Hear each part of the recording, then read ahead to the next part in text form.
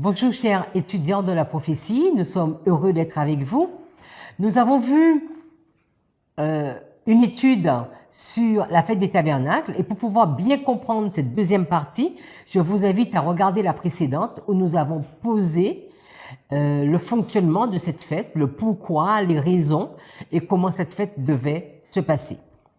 Dans cette étude, nous allons voir est-ce que cela a toujours été le cas, est-ce que cela a été respecté et à quel moment on a accompli ces fêtes, aussi bien dans le temple de Salomon, dans le temple de Zorobabel ou dans le temple d'Hérode.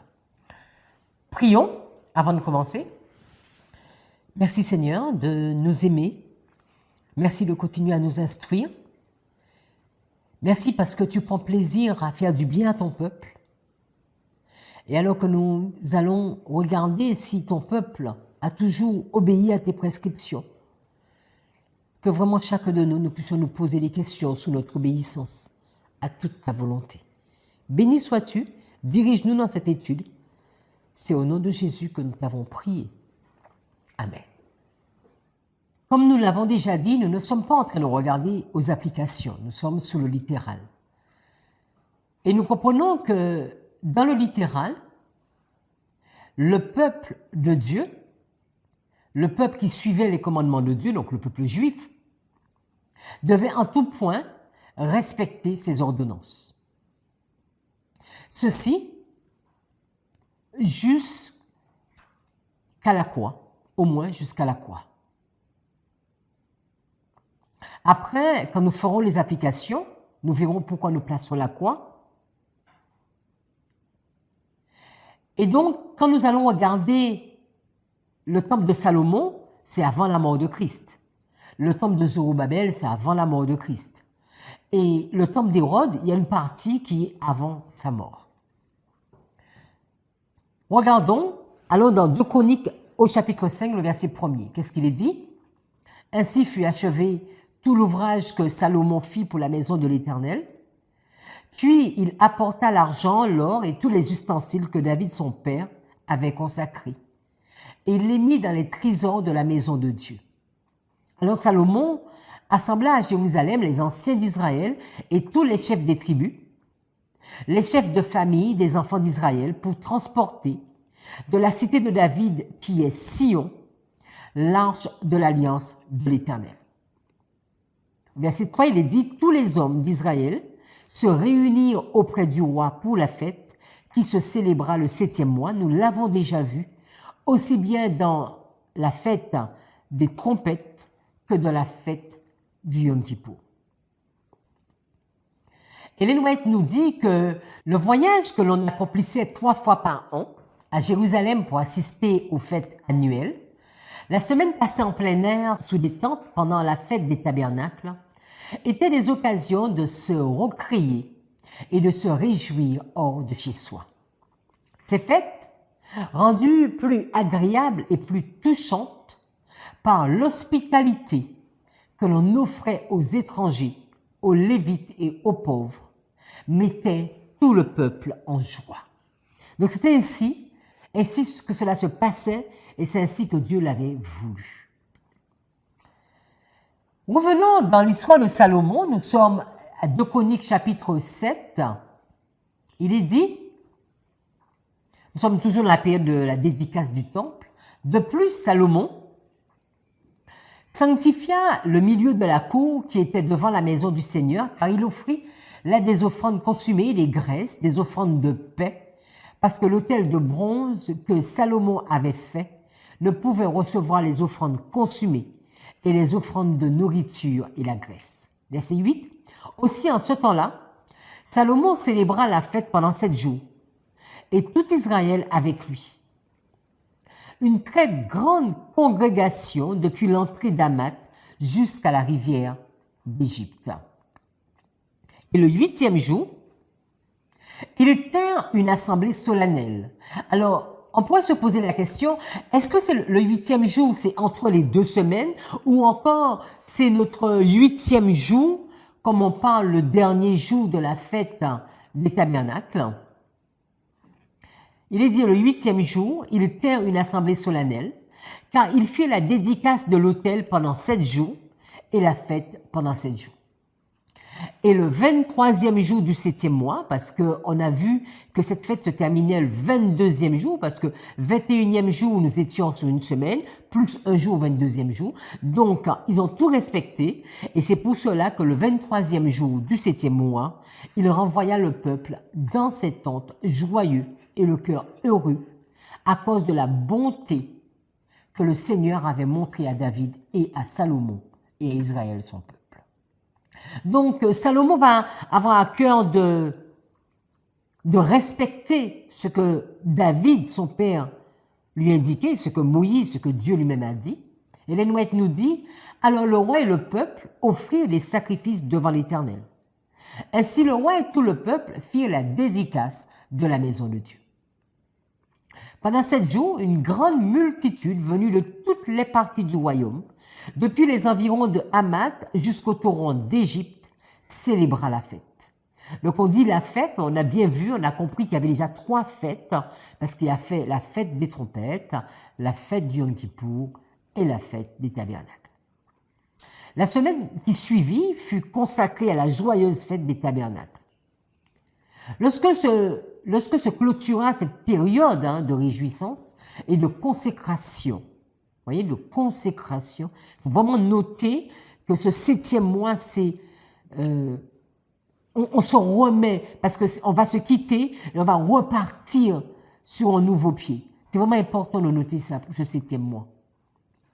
Le peuple retourna dans ses tentes joyeux et content pour le bien que l'Éternel avait fait à David, à Salomon et à Israël, son peuple.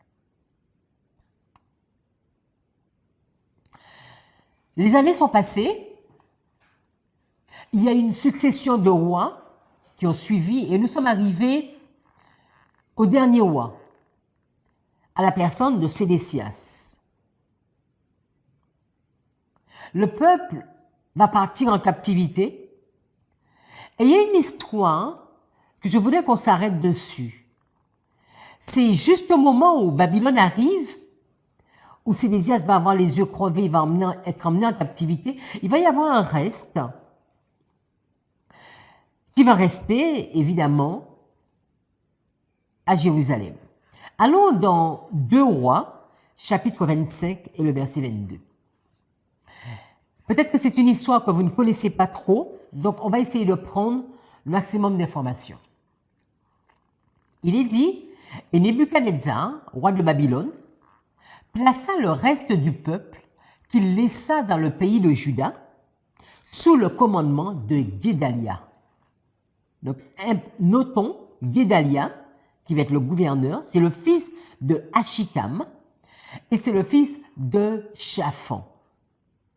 Rien ne nous laisse supposer qu'il ne soit pas de la tribu de Juda. Le verset 23 nous dit, « Lorsque tous les chefs des troupes eurent appris, eux et leurs hommes, que le roi de Babylone avait établi Guédalia pour gouverneur, ils se rendirent auprès de Guédalia à Mitzpah, savoir Ismaël, fils de Néthania, Joshanan, fils de Karéach, Sérija, fils de Tanloumet, et Netopha et Jaazania, fils de Maacatien, eux et leurs hommes. Guédalia leur jura à eux et à leurs hommes et leur dit, ne craignez rien de la part des serviteurs des Chaldéens. Demeurez dans le pays, servez le roi de Babylone et vous, vous en trouverez bien. Donc, la grande majorité sont partis en captivité, il y a un reste. Le roi de Babylone a mis à la place de Sédécias, pas comme roi, mais comme gouverneur Guédalia. Et Guédalia va leur dire, mais restons ici et tout ira bien pour nous. Quand nous allons dans Jérémie chapitre 40, verset 10, il est dit, donc c'est le texte qui continue, donc j'ai mis entre parenthèses Guédalia parce que c'est lui qui continue et qui explique. Vous pouvez lire tout le chapitre 40 si vous le souhaitez pour bien prendre le contexte qui reflète beaucoup le texte qu'on vient de voir dans 2 Rois. Il est dit, voici, Je reste à Mitzpah, donc c'est Guédalia qui parle, pour être présent devant les Chaldéens qui viendront vers nous. Et vous, faites la récolte du vin, des fruits d'été et de l'huile. Souvenons-nous qu'on a dit que la fête des tabernacles, c'est une fête qui avait lieu lors de la récolte du vin, en tout cas après la récolte du vin et des olives. Il va dire, mais faites la récolte, la majorité sont partis en captivité, mais récoltons le vin, les fruits d'été et de l'huile. Donc on s'attend tout de suite après qu'au 7e mois, qui est la fête des tabernacles. Regardons bien le contexte. Guédalia va dire, mettez-les dans vos vases et demeurez dans vos villes que vous occupez. Tous les Juifs qui étaient au pays de Moab, chez les Ammonites, au pays d'Édom, et dans tous les pays apprirent que le roi de Babylone avait laissé un reste dans Juda et qu'il leur avait donné pour gouverneur Guédalia, fils d'Achikam, fils de Shaphan. Donc on voit que il n'y a pas que les Juifs qui sont informés, mais il y a les Ammonites, il y a les Moabites, il y a les Édomites. Verset 12, « Et tous les Juifs revinrent de tous les lieux où ils étaient dispersés, et ils se rendirent dans le pays de Juda vers Guédalia à Mitzpah, et ils firent une abondante récolte de vin et de fruits d'été. » Donc il y a une très grande récolte, et on pourrait certainement, ce qui va en suivre, c'est une très belle fête. On va voir. Nous sommes au verset 13, et qu'est-ce qu'il est dit? Jochanan, fils de Karéach, et tous les chefs des troupes qui étaient dans les campagnes vinrent auprès de Guédalia à Mitzpah et lui dirent, sais-tu que Baalis, roi des Ammonites, parce qu'on a dit qu'il y avait les Ammonites, les Moabites, tout ceci qui savaient, et donc du coup, Baalis, le roi des Ammonites, il va charger Ismaël, fils de Néthania, qui était venu vers Guédalia, pour lui ôter la vie. Et quelqu'un va le dire à Guédalia. Mais Guédalia, fils de Achikam, ne l'écoute point. Parce qu'il ne peut pas penser qu'il y a un traître en interne. Il a du mal à y croire. Et Jochanan, fils de Karéach, dit secrètement à Guédalia à Mitzpah, « Permets que j'aille tuer Ismaël, fils de Néthania. Personne ne le saura. Pourquoi te tuerait-il la vie? Pourquoi tous ceux de Juda rassemblés auprès de toi se disperseraient-ils et le reste de Juda périrait-il? » Parce que lui, il se rend compte que puisqu'il y a un traître, ce que Dieu a voulu qu'il se fasse à Jérusalem ne va pas se faire. Il y a déjà toute une grosse partie qui est partie en captivité, et là encore, il risque d'être face à des problèmes. Et au verset 16, Guédalia, fils de Achikam, répondit à Jochanan, fils de Karéach, « Ne fais pas cela, car ce que tu dis sur Ismaël est faux. » Ce n'est pas un traître. Continuons. Si nous allons un peu en amont de ce texte, il va être demandé à Jérémie de choisir. Donc on est en captivité, c'est la fin de la captivité, il a été délivré de prison, et le roi de Babylone va lui demander, mais écoute, Jérémie, nous savons que tu es un homme de Dieu choisi. Qu'est-ce que tu fais? Au verset 3, il est dit, « L'Éternel a fait venir et exécuter ce qu'il avait dit, et ces choses vous sont arrivées parce que vous avez péché contre l'Éternel et que vous n'avez pas écouté sa parole. Maintenant, voici, je te délivre aujourd'hui des chaînes que tu as aux mains. » Donc le message, c'est ce qu'on dit à Jérémie. « Si tu veux venir avec moi à Babylone, viens, j'aurai soin de toi. Si cela te déplaît de venir avec moi à Babylone, ne viens pas. Regarde, tout le pays est devant toi, va où il te semblera bon et convenable d'aller. » Et au verset 6, qu'est-ce qu'il est dit? Jérémie alla vers Guédalia, fils d'Achikam, à Mitzpah. Il resta avec lui parmi le peuple qui était demeuré dans le pays. Donc, il y a Guédalia qui est gouverneur. Il y a beaucoup de peuples qui ont entendu qu'il était gouverneur et qui sont venus. Le peuple même de Juda est heureux et Jérémie est parmi tout ce nombre. Donc, nous avons bien noté que nous sommes dans la période de la récolte des fruits. Donc, qui dit la période de la récolte des fruits? nous sommes dans la période où il y aura la fête du 7e mois. Allons ensemble dans Jérémie 41, et qu'est-ce qu'il est dit? Au 7e mois, Ismaël, fils de Néthania, fils d'Élishama de la race royale, vint avec des grands du roi et 10 hommes auprès de Guédalia, fils d'Achikam, à Mitzpah. Là, ils mangeaient ensemble à Mitzpah. Donc, on ne nous dit pas si nous sommes au début du mois, le 10e jour du mois, mais en tout cas, nous sommes au 7e mois. Alors, Ismaël, fils de Néthania, se leva avec les 10 hommes dont il était accompagné et ils frappèrent avec l'épée Guédalia, fils d'Achikam, fils de Shaphan. Il fit ainsi mourir celui que le roi de Babylone avait établi gouverneur du pays. Ismaël tua encore tous les Juifs qui étaient auprès de Guédalia à Mitzpah, et les Chaldéens qui se trouvaient là, les gens de guerre. Donc on voit que à ce 7e mois, alors que une grande partie du peuple est en captivité, ils ont fait la récolte au moment où ils devaient revenir vers Dieu, prier et prendre un nouveau départ. On voit que même parmi eux, il va y avoir des querelles, des difficultés et beaucoup de morts.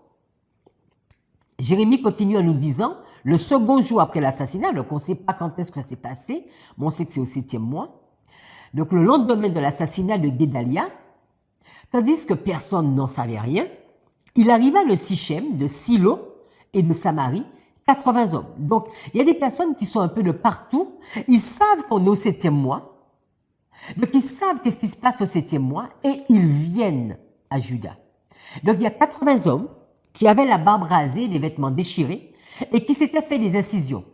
Ils portaient des offrandes et de l'encens pour les présenter à la maison de l'Éternel. Vous vous souvenez que lors de ces fêtes, on ne devait pas venir à main vide. Donc, on comprend qu'ils viennent dans cette période de fête. Et qu'est-ce qui va se passer? Ismaël, fils de Néthania, sortit de Mitzpah au-devant d'eux. Il marchait en pleurant. Lorsqu'il les rencontrait, il leur dit, « Venez vers Guédalia, fils d'Achikam. » Et quand ils furent au milieu de la ville, Ismaël, fils de Néthania, les égorgea et les jeta dans la citerne, avec l'aide des gens qui l'accompagnaient. Donc on voit vraiment le massacre au 7e mois. Ismaël fit prisonnier tous ceux qui restaient à Mitzpah, les filles du roi et tous ceux du peuple qui y demeuraient, et que Nebuzaradan, chef des gardes, avait confié à Guédalia, fils d'Achikam. Ismaël, fils de Néthania, les emmena captifs. Il partit pour passer chez les Ammonites, parce que lui, on n'oublie pas que c'était le roi des Ammonites qui l'avait mandaté. Et maintenant, tout ce peuple captif va être emmené chez les Ammonites. Verset 11.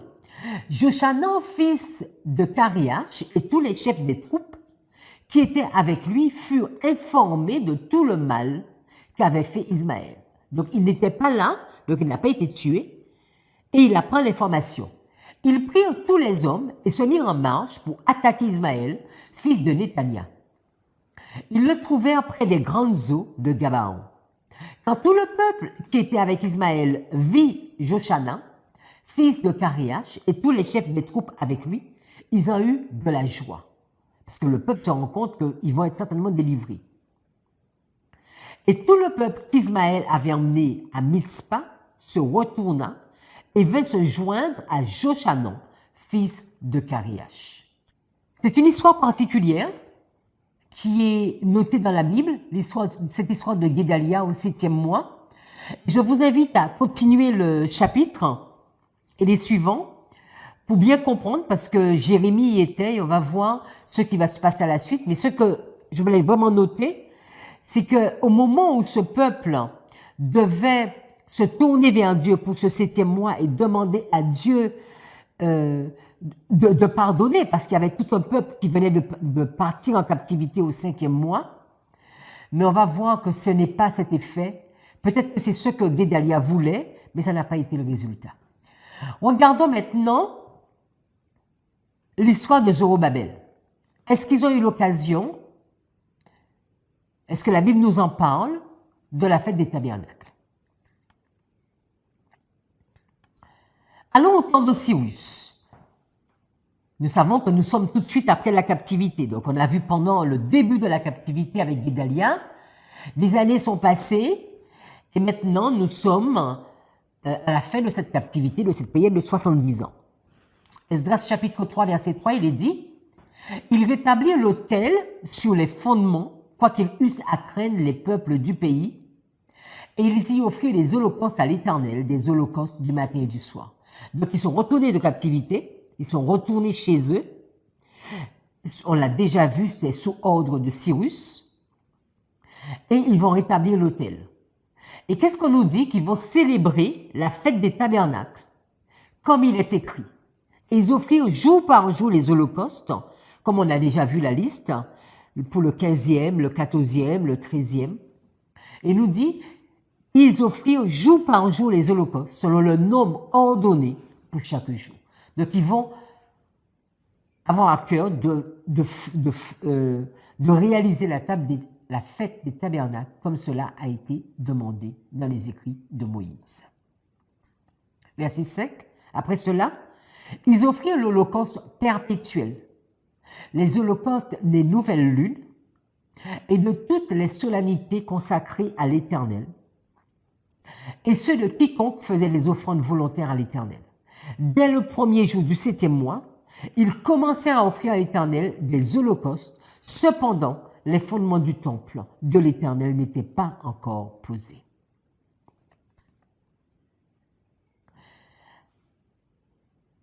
Les années sont passées, maintenant nous sommes au temps de Darius, et Agé va avoir une prophétie, va avoir des informations de la part de l'Éternel. Si, allons ensemble dans Agé chapitre 2, verset 1, il est dit, le 21e jour du 7e mois, donc nous sommes pendant la fête des tabernacles, parce que la fête des tabernacles, on a vu, se terminait le 22e jour du 7e mois, la parole de l'Éternel va se révéler par Agé le prophète en ces mots. Parle à Zorobabel, fils de Shiltsuel, gouverneur de Juda, à Josué, fils de Jotsadak, le souverain sacrificateur, et au reste du peuple, et dis-leur, quel est parmi vous le survivant qui ait vu cette maison dans sa gloire première? Et comment la voyez-vous maintenant? Telle qu'elle est, ne paraît-elle pas comme rien à vos yeux? Maintenant, fortifie-toi, Zorobabel, dit l'Éternel, fortifie-toi, Josué, fils de Jotsadak, souverain sacrificateur, fortifie-toi, peuple entier du pays, dit l'Éternel, et travaillez, car je suis avec vous, dit l'Éternel des armées. Nous avons vu que dès qu'ils sont revenus de la captivité, ils vont avoir à cœur de faire les fêtes du 7e mois. Et nous sommes au temps de Cyrus. Là maintenant, nous nous retrouvons au temps de Darius, parce que Agé, il était sous Darius. Et alors qu'ils sont pendant cette période de fête des tabernacles, ils vont recevoir un message de la part de Dieu. Agé continue en disant, « Je reste fidèle, c'est l'Éternel qui dit, je reste fidèle à l'alliance que j'ai faite avec vous quand vous sortîtes de l'Égypte, et mon esprit est au milieu de vous. Ne craignez pas, car ainsi parle l'Éternel des armées encore un peu de temps, et j'ébranlerai les cieux et la terre, la mer et le sec. J'ébranlerai toutes les nations, les trésors de toutes les nations viendront, et je remplirai de gloire cette maison, dit l'Éternel des armées. L'argent est à moi et l'or est à moi, dit l'Éternel des armées. La gloire de cette dernière maison sera plus grande que celle de la première, dit l'Éternel des armées. Et c'est dans ce lieu que je donnerai la paix, dit l'Éternel des armées. Alors c'est vraiment intéressant de noter ce texte parce que vous vous souvenez, il avait été dit qu'il devait lire, se rappeler les textes de la loi tous les 7 ans. Et il devait emmener des bénédictions. Il devait emmener le remerciement à l'Éternel. On a l'impression qu'ici, c'est l'Éternel qui vient et qui vient bénir son peuple. Alors que nous sommes dans cette période de fête des tabernacles, l'Éternel vient avec un message d'espoir pour son peuple, pour le dire, levez-vous, relevez-vous, et je vous bénirai. Et il va rappeler que je vous ai fait sortir d'Égypte. 2 ans plus tard, là nous sommes sous la 4e année du roi Darius, la parole cette fois-ci va être adressée non pas à Agé mais à Zacharie. Donc la parole est adressée le 4e jour du 9e mois, qui est le mois de Kislev, qui n'a absolument aucun rapport avec la fête des tabernacles. Mais quand nous regardons quelques textes plus tard, donc nous savons que nous sommes sous Darius, c'est ce que je veux noter. Zacharie 14, verset 16, donc nous sommes toujours sous Darius, qu'est-ce qu'il est dit? Tous ceux qui resteront de toutes les nations venues contre Jérusalem monteront chaque année pour se prosterner devant le roi, l'Éternel des armées, et pour célébrer la fête des tabernacles. Il a déjà encouragé Agé quelques années avant, et là maintenant il va venir 2 années plus tard parler à Zacharie. Nous étions au 9e mois, et qu'est-ce qu'il va dire à Zacharie? N'oubliez pas de célébrer la fête des tabernacles. Tous ceux qui resteront de toutes les nations venues contre Jérusalem monteront chaque année pour se prosterner devant le roi, l'Éternel des armées, et pour célébrer la fête des tabernacles.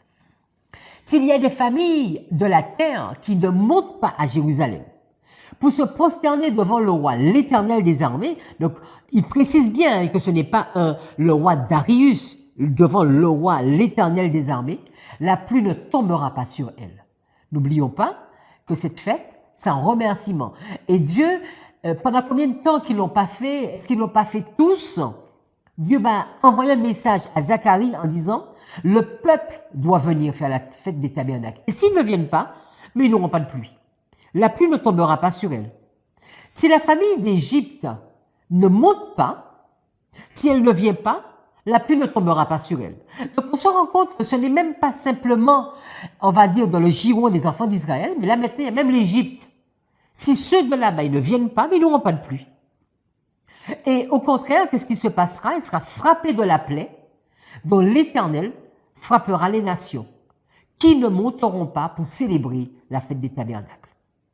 Donc vraiment, c'est indispensable et important. On continue. Ce sera le châtiment de l'Égypte, le châtiment de toutes les nations qui ne monteront pas pour célébrer la fête des tabernacles. Ils doivent tous monter pour reconnaître que Dieu est Dieu. Ils doivent célébrer la fête des tabernacles s'ils veulent de la pluie. En ce jour-là, il sera écrit sur les clochettes des chevaux, sainteté à l'Éternel. Et les chaudières dans la maison de l'Éternel seront comme des coupes devant l'autel. Donc c'est une prophétie que Zacharie va avoir. Toute chaudière à Jérusalem et dans Juda sera consacrée à l'Éternel des armées. Tous ceux qui offriront des sacrifices viendront et s'en serviront pour cuire des viandes. Et il n'y aura plus de marchands dans la maison de l'Éternel des armées en ce jour-là. Donc nous sommes vraiment sur le littéral et pas sur les applications. Donc nous prenons le texte. Donc, message au temps de Cyrus, message sous Agé, message sous Zacharie. Et là maintenant, nous sommes au temps d'Artaxerxès, avec Néhémie, avec Esdras. Et qu'est-ce qu'il est dit? Et ils trouvèrent écrit dans la loi que l'Éternel avait prescrite par Moïse, que les enfants d'Israël devaient habiter sous des tentes pendant la fête du 7e mois, et proclamer cette publication dans toutes leurs villes et à Jérusalem. Allez chercher à la montagne des rameaux d'olivier sauvages, des rameaux de myrte, des rameaux de palmier et des rameaux d'arbres touffus pour faire des tentes, comme il est écrit. Donc, ils reviennent vraiment aux instructions qui ont été données à Moïse. Verset 16. Alors le peuple alla chercher des rameaux et ils se firent des tentes sur le toit de leur maison, dans leur cour, dans les parvis de la maison de Dieu, sur la place de la porte des eaux et sur la place de la porte d'Éphraïm. Toute l'assemblée de ceux qui étaient revenus de la captivité fit des tentes. Ils habitèrent sous ces tentes depuis le temps de Josué, fils de Nun. Jusqu'à ce jour, les enfants d'Israël n'avaient rien fait de pareil. Donc, on avait déjà vu cette similitude avec la Pâque. Pâques, où il n'y avait pas eu de Pâques de ce sens depuis Samuel.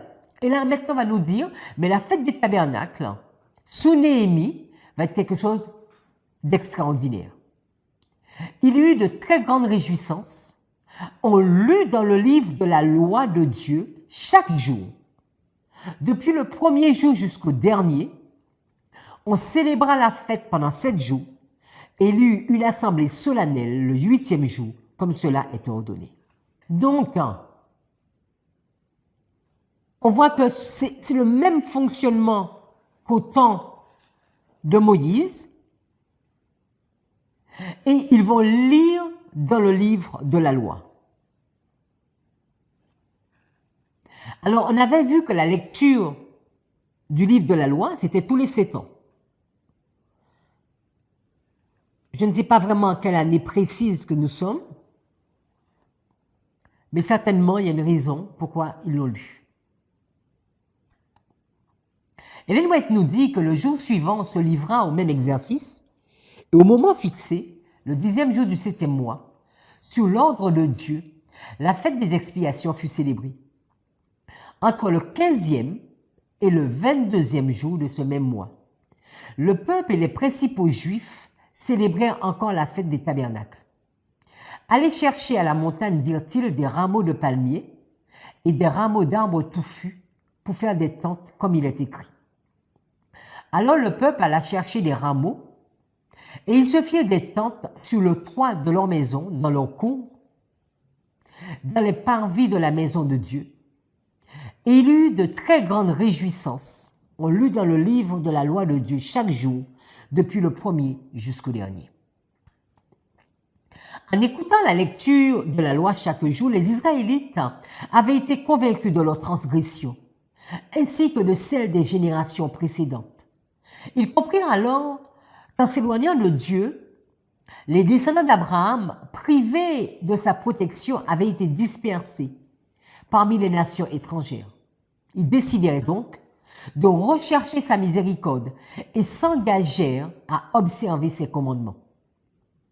Avant de célébrer ce service solennel, le second jour après la fête des tabernacles, ils prirent la décision de se séparer des païens qui se trouvaient parmi eux. Donc, fête, on a vu le Yom Kippour, fête solennelle, tabernacle, fête solennelle. Et il nous dit que le second jour après la fête des tabernacles, il y a une prise de conscience et ils vont décider de se séparer des païens qui se trouvaient parmi eux. Alors maintenant, dans l'histoire, le dernier temple, le temple d'Hérode.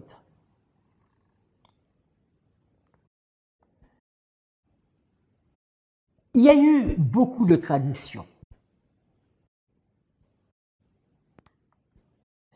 Si nous regardons le texte, un texte qu'Ellen White nous propose, il est dit « Après leur établissement dans la terre de Canaan, les Israélites célébrèrent avec des démonstrations de joie le miracle de l'eau jaillissant du rocher. » Donc nous nous souvenons que Moïse avait frappé le rocher, même à 2 reprises, et de l'eau avait jailli du rocher. Dieu lui avait demandé de frapper une fois et de parler une autre fois. Nous connaissons l'histoire. Et il ne nous est pas dit à quel moment il célébrait cette fête. Il se souvenait de cette fête. Mais qu'est-ce qui va être fait au jour du Sauveur? Cette célébration était devenue une cérémonie très impressionnante. Et qu'est-ce qu'ils vont faire? Ils vont mettre cette cérémonie lors de la fête des tabernacles, ce que nous ne voyons, ce qui n'est pas noté dans la loi. D'accord? Parce que n'oublions pas que cela s'est passé sous Moïse. Donc, arrivé dans Deutéronome 31, avant que Moïse même ne meure, Moïse aurait pu leur dire, mais dorénavant, vous allez ajouter cette prescription. Ceci n'a pas été noté. Et on nous dit, elle avait lieu à Jérusalem lors de la fête des tabernacles, devant le peuple rassemblé. Et qu'est-ce qui se passait? C'est chaque jour de la fête, c'est-à-dire pendant 7 jours de suite, les prêtres sortaient de la ville, la musique et le chœur des Lévites en tête, et se rendaient à la source de Siloé. Une longue procession suivait le cortège. Vraiment une tradition. Tous ceux qui pouvaient s'approcher de la source s'y désaltéraient, tandis que retentissaient les strophes du cantique. Vous puiserez des eaux avec joie aux sources du salut. L'eau recueillie par les prêtres dans un vase d'or était portée au temple au son des clairons et de l'hymne solennel. Je ne suis pas en train de dire que c'est une bonne chose ou une mauvaise chose. Là, je suis juste en train de noter que cette fête des tabernacles, il y a vraiment un ajout ici d'une information. Si nous allons dans Wikipédia, qu'est-ce qui nous est dit? Je voulais faire une digression par rapport à la fête du Yom Kippour pour montrer que souvent, les Juifs ont ajouté des traditions. Parce que si nous cherchons Azazel, nous allons voir cette information que le Talmud, dans le traité Yoma, identifie Azazel à une montagne au sommet de laquelle le bouc était sacrifié. Cette version est confirmée par le plus grand des commentateurs bibliques, Rashi, qui affirme qu'Azazel signifie falaise, et Rav Abraham ben Ezra pense que le terme désigne une montagne du Sinaï en particulier. Information que nous n'avons pas du tout dans la Bible. Si nous continuons avec les traditions, il nous est dit que la Mishnah y consacre un traité entier intitulé Yoma, ça veut dire le jour, par rapport au jour de l'expiation. Je reviens un peu en arrière pour vous montrer que ce n'est pas seulement à la fête des tabernacles qu'il y avait des traditions. Ils sont décrits des préparatifs et le rite lui-même tel qu'il avait cours avant la destruction du Second Temple, près de 200 siècles avant la rédaction du traité. Donc nous sommes sur le temple d'Hérode. Ce rite est dans les grandes lignes similaires à ce que prescrit la Bible, mais le bouc émissaire, vous vous souvenez, on a vu qu'il y avait les deux boucs, il y en a le sort qui tombait sur le bouc pour Azazel et un sort pour le bouc pour Dieu. Donc eux, ils ont mis que Azazel voulait dire falaise, et on sait que le bouc pour Dieu était sacrifié, et le bouc pour Azazel devait partir dans le désert. Mais là, qu'est-ce qu'on nous dit qu'ils vont faire? Ils vont jeter d'une falaise escarpée, plutôt que livrer à son sort dans le désert. Donc encore, une tradition, quelque chose qui n'avait pas été donné. Maintenant, le bouc, il est jeté de la falaise au lieu d'être envoyé dans le désert. Les formules prononcées par le grand prêtre lors des confessions ne se trouvent pas non plus dans la Bible, de même que sa prière pour le peuple après avoir allumé l'encens et sa lecture des passages de la Torah se rapportent au rituel. Donc là, on nous note beaucoup de choses qui ne sont pas notées, en tout cas que Dieu n'avait pas demandé. Une autre information, il est dit que conformément à la tradition du jour des expiations, le Yom Kippourim, le Yom Kippour, dans l'information que nous trouvons, la description dans Lévitique 16, verset 22, et comme décrit dans le Talmud babylonien, un bouc émissaire est jeté du mont Azazel dans l'abîme, puisqu'ils ont décrété, on a dit que Azazel voulait dire un mot, donc il y a un bouc qui est jeté de ce mont-là dans l'abîme. À Azazel, qui apparaît ici comme un démon cornu et griffu des montagnes.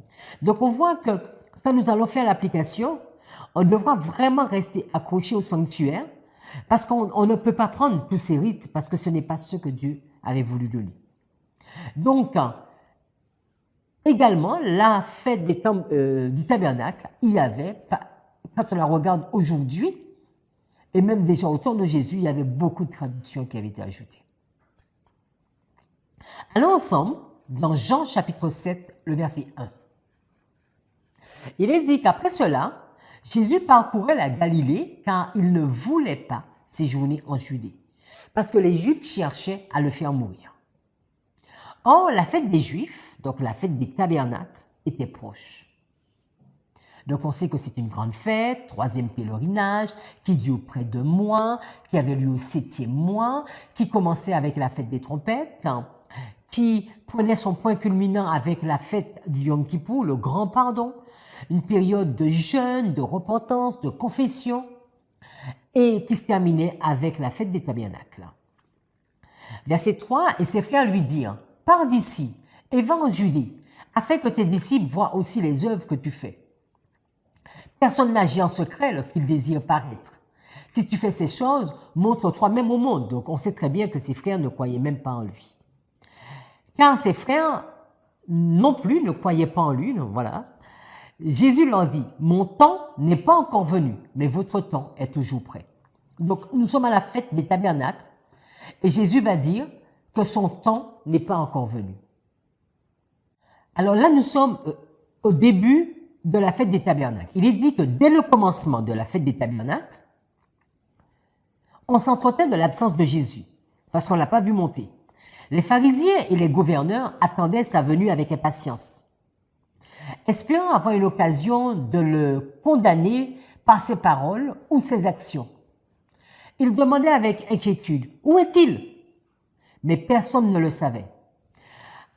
Alors, nous sommes au début de la fête des tabernacles. Nous savons que la fête des tabernacles, c'est la fête du 7e mois. Donc, nous sommes certainement le premier jour du 7e mois, peut-être. En tout cas, nous sommes au début. Parce qu'on a déjà dit que la fête des tabernacles, comme il y avait 3 pèlerinages, il faisait un pèlerinage pour le 7e mois.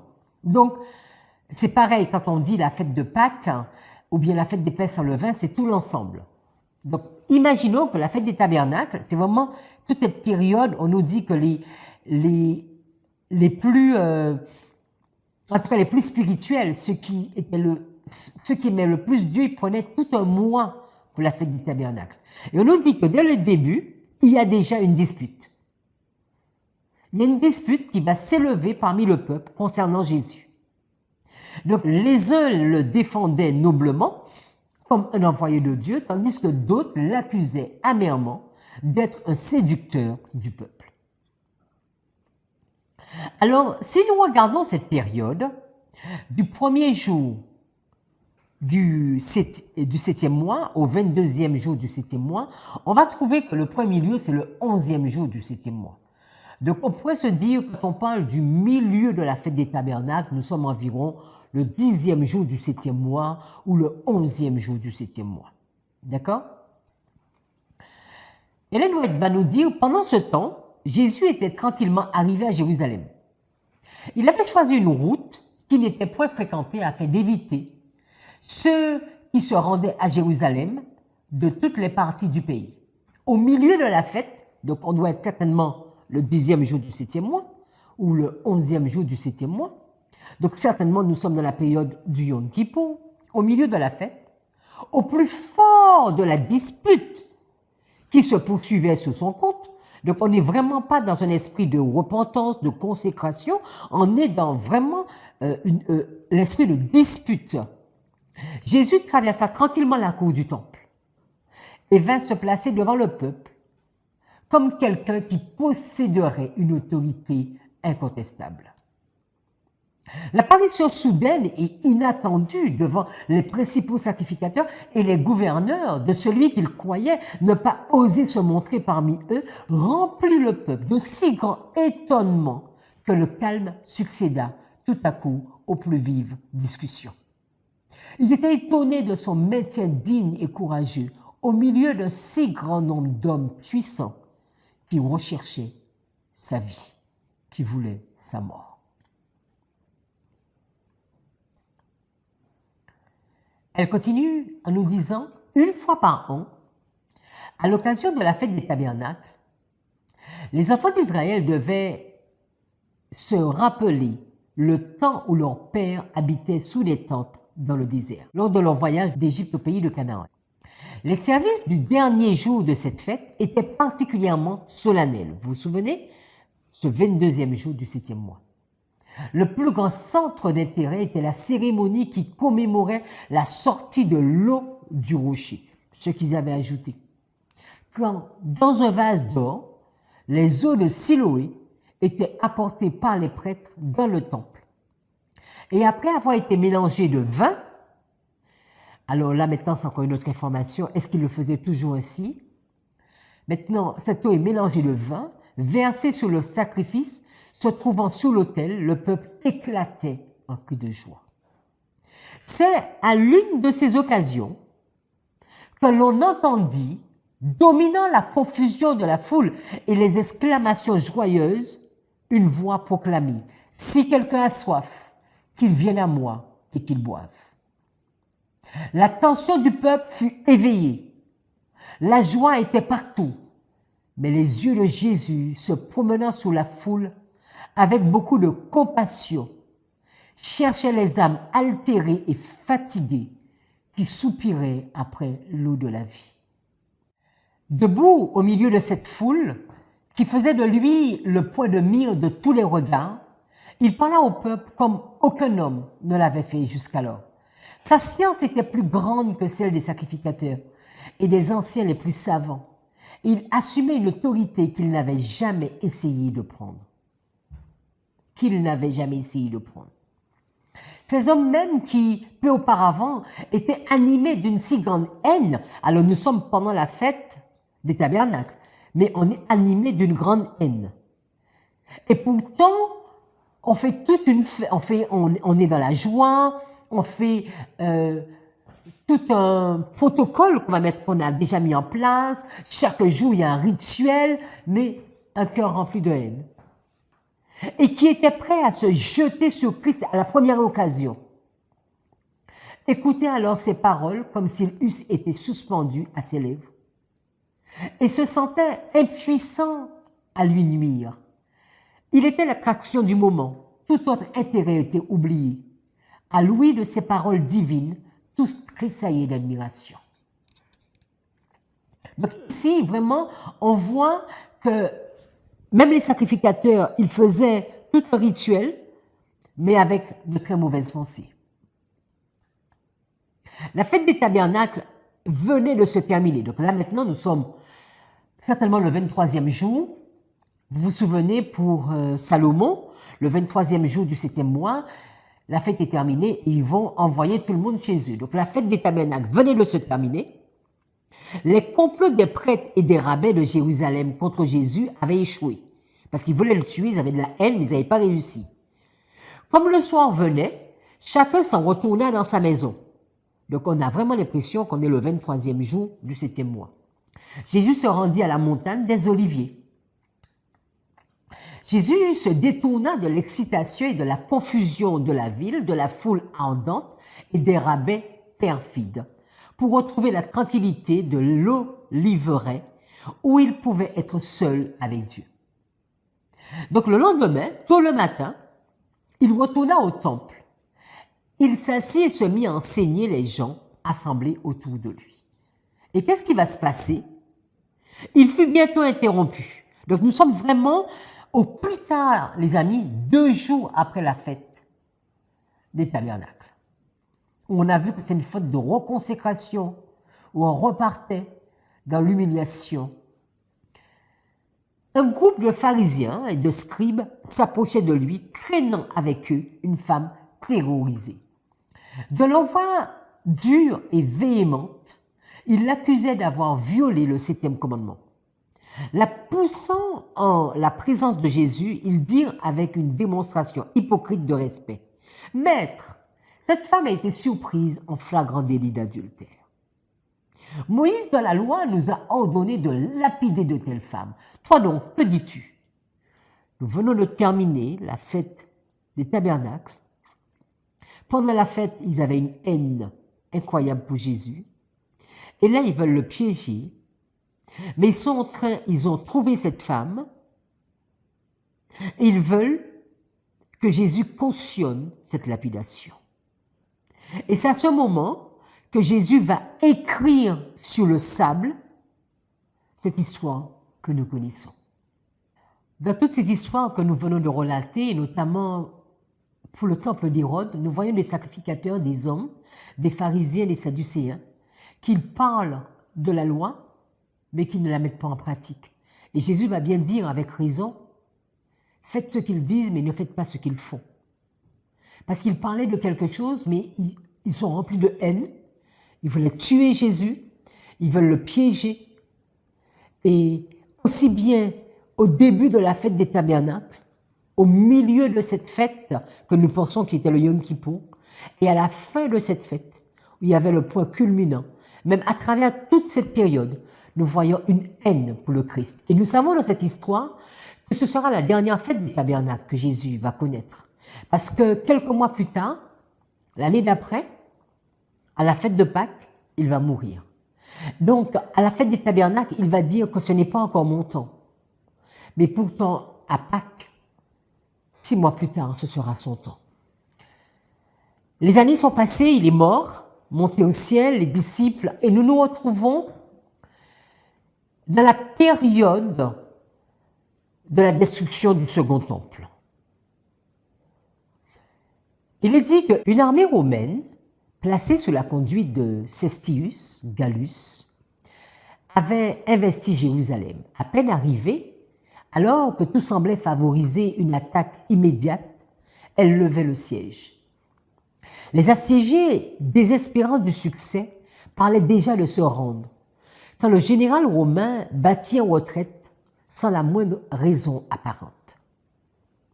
Dieu, dans sa miséricorde, dirigeait les événements pour le bien de son peuple. Le signe promis avait paru et l'occasion était donnée aux chrétiens sur le qui-vive et à tous ceux qui le voulaient d'obéir à l'ordre du Seigneur. Les choses tournèrent de telle façon que ni les Juifs ni les Romains ne s'opposèrent à leur fuite. Voyant que l'armée se retirait, les Juifs, sortant hors des murs de Jérusalem, se précipitèrent à sa poursuite, ce qui donna aux chrétiens l'occasion de quitter la ville. La campagne également était en ce moment-là débarrassée des ennemis qui auraient pu leur barrer la route, tandis que les Juifs se trouvaient enfermés dans la ville à l'occasion de la fête des tabernacles. Les chrétiens purent donc s'enfuir sans être molestés. Ils se réfugièrent en Périe, au-delà du Jourdain, dans la ville de Péla. C'est important de noter que ce message que les premiers chrétiens ont reçu, n'oublions pas que Jésus leur avait déjà donné les signes avant-coureurs de sa venue. Et pendant la fête des tabernacles, ils vont comprendre ce message prophétique. Tout comme Agé, pendant la fête des tabernacles, avait donné un message au peuple. Tout comme Zacharie avait interpellé sur ce qu'il devait faire lors de la fête des tabernacles. Quand nous ferons les applications, nous verrons beaucoup de choses plus en détail. Mais ce que nous voulons noter, c'est que littéralement, quand il y a eu le siège, c'était pendant la fête des tabernacles. Et comme les Juifs étaient occupés à cette fête, les chrétiens ont pu partir sans difficulté. Résumons tout ceci dans la map. La map résume la fête des tabernacles. Et nous avons vu dans cette dernière, au temps de Moïse, la structure est posée. Ce qui devait être fait le 15e jour du premier mois, et chaque jour. Les animaux que nous n'avons pas tout listés ici, mais que vous avez déjà dans le tableau. Lors de cette fête, il était indispensable d'avoir une consécration, une prise de conscience. Et nous avons également noté que cette fête ne s'est pas faite dans le désert, mais à partir de Canaan. Cette fête est en relation avec la récolte des olives et du vin. Moïse va recevoir les instructions et va les donner à son peuple. Sur le temple de Salomon, nous voyons que ces restrictions sont respectées. La dédicace du temple va avoir lieu lors de cette période. Le peuple va être envoyé le 23e jour du 7e mois. Et nous avons également noté l'histoire du gouverneur Guédalia, qui lors du 7e mois va mourir à cause des hypocrites ou encore des traites dans le camp. Quand nous allons dans l'histoire de Zorobabel, nous notons que sous Cyrus, alors que les fondements ne sont pas posés, ils vont se réunir au 7e mois pour cette fête. Agé va avoir une prophétie le 21e jour du 7e mois sous Darius, et Zacharie, également sous Darius, va inviter ce peuple à venir à la fête des tabernacles, sinon il n'y aurait pas de pluie. Néhémie,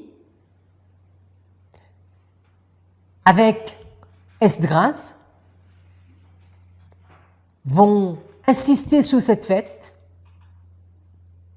et ils vont instruire le peuple. Nous notons également sur la map, au temps de Moïse, il fallait qu'il y ait une lecture de la loi tous les 7 ans, lors de la fête des tabernacles. Et nous avons vu que sous le temple d'Hérode, ici c'était vraiment plus flagrant, qu'il y avait beaucoup de traditions, qu'il y avait cette notion d'eau de Siloé, qu'il y avait un rituel avec l'eau mélangée au vin. Nous avons noté que avant, pendant et après cette fête, l'état d'esprit du peuple qui voulait tuer Christ, que c'est la dernière fête des tabernacles pour notre Seigneur, pour Jésus, et que c'est également lors d'une fête de tabernacle qu'il va y avoir le siège pour la destruction du temple. J'espère que cette étude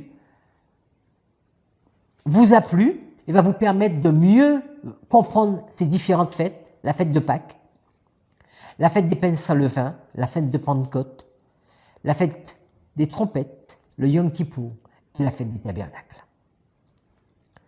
Prions. La prochaine vidéo, nous allons entrer sur toute une série sur les sacrifices. Prions. Notre Seigneur, notre Dieu, nous voulons vraiment te remercier parce que tu es un Dieu bon, un Dieu d'amour. Merci pour tous ces enseignements et merci de nous permettre d'avoir une très bonne compréhension afin de faire une bonne application, comprendre le temps dans lequel nous sommes et prophétiquement ce vers quoi nous allons. Merci encore et encore, instruis chaque personne. Merci de nous ouvrir le sanctuaire devant nous, Seigneur, comme cela n'a jamais été fait, afin que nous puissions vraiment comprendre. Nous savons que nous aurons toute l'éternité à comprendre, mais tu nous demandes de chercher. Alors bénis chaque personne, Seigneur, et bénis tous ceux qui vont l'écouter, et que nous puissions apprendre de toi. Visite-nous, c'est au nom de Jésus que nous t'avons prié. Amen.